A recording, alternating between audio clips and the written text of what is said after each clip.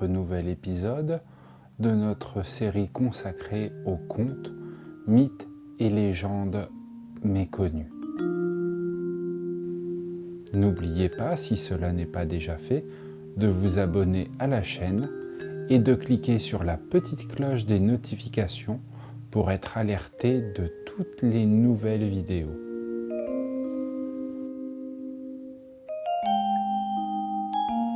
Merci à Abdel pour la musique.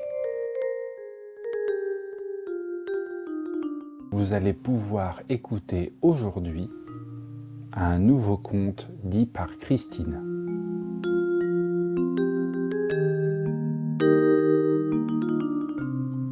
Je vous souhaite un agréable moment et une excellente écoute.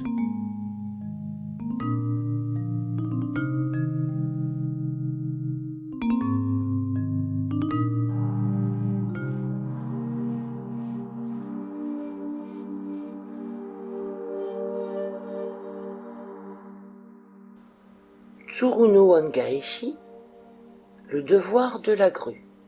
Dans un pays reculé vivait un jeune homme. Un jour, alors qu'il travaillait dans sa ferme, une grue blanche qui volait maladroitement au-dessus de chez lui s'écrasa au sol juste à ses pieds. Il aperçut une flèche qui traversait son aile. Prenant l'animal en pitié, il retira la flèche et nettoya la plaie avant de la soigner. Grâce à ces soins, la grue put très vite reprendre son envol.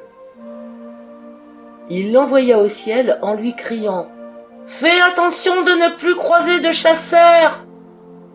La grue tourna 3 fois dans le ciel et laissa échapper un cri comme un remerciement. Comme la nuit s'approchait, le jeune homme retourna vers chez lui. Quand il y arriva, quelle ne fut pas sa surprise d'apercevoir une superbe jeune femme sur le pas de sa propre porte.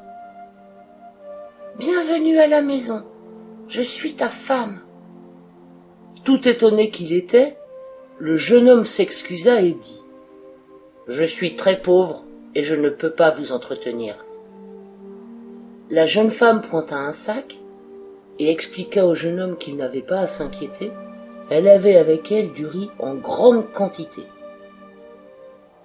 Elle commença à préparer le dîner.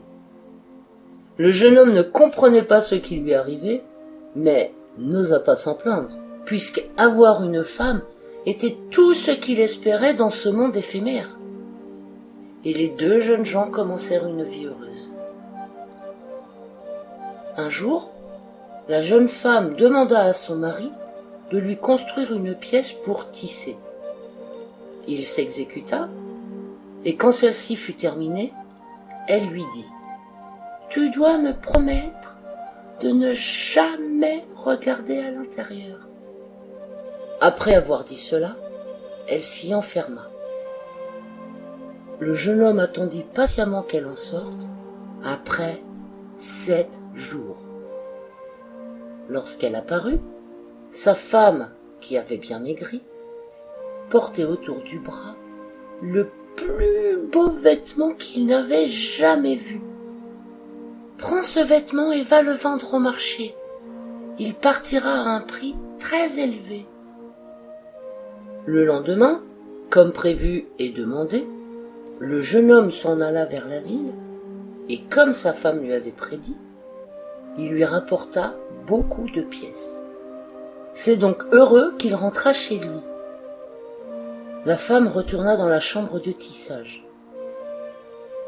La curiosité avait alors travaillé le jeune homme plus que de raison.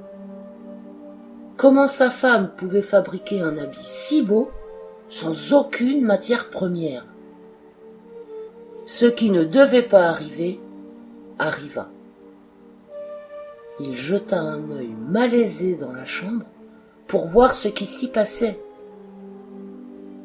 Sa femme n'était pas là. À sa place, une grue était assise, se servant de ses propres plumes sur le métier à tisser pour créer l'habit. L'oiseau s'était aperçu que l'homme avait trahi sa parole en regardant dans la chambre et déclara : « Je suis la grue que tu as sauvée. Je voulais te rendre l'appareil, alors je suis devenue ta femme. Mais maintenant que tu m'as vue sous ma véritable forme, je ne peux plus rester là. » Elle donna tristement à son mari le vêtement qu'elle venait de terminer et lui dit : « Je te laisse ceci pour que tu puisses te souvenir de moi. » Elle s'envola majestueusement dans le ciel et disparut à jamais.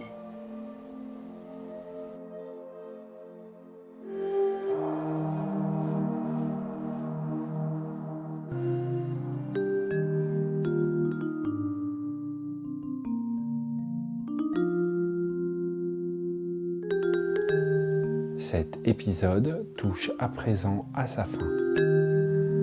J'espère que vous avez passé un agréable moment. Et je vous dis à tout bientôt pour un nouvel épisode.